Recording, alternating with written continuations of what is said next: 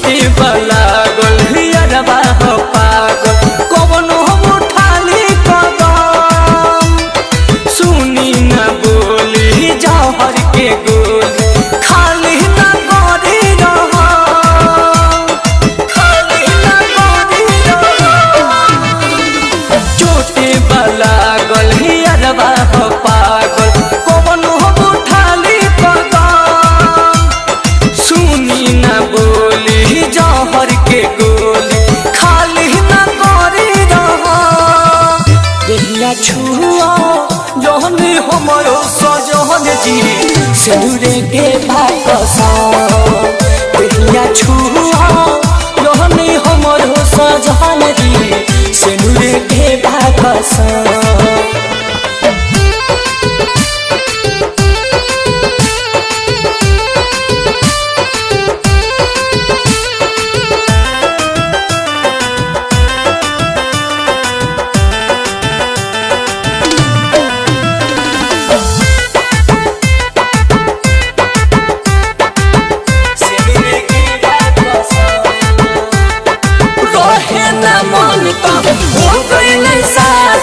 कैसे यार वाला प्यार के भुला रहे न मानता हो पहले शादी कैसे यार वाला प्यार के भुला तू ही बता दो बोला अरे तू ही बता दो बोला देहिया छुआ जानी हमरो सजन जी सिंदूरा के बाकसा देहिया छुआ जहनी हमरो सजन जी सिंदूरा के बाकसा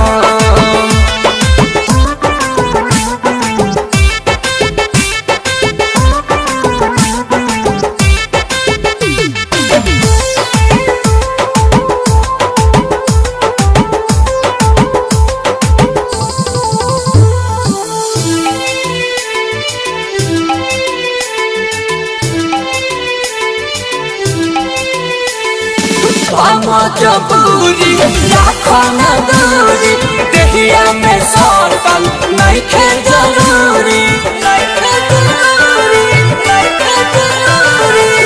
मजबूरी राखो न दूरी देहिया में सरकल नहीं खे जरूरी रोशन भी सबस बुझगा और नीलेश प्रिंस बुझगा देहिया छुआ जहनी हमरो बोलमुआ सिंदूरे के बाकसा देहिया छुआ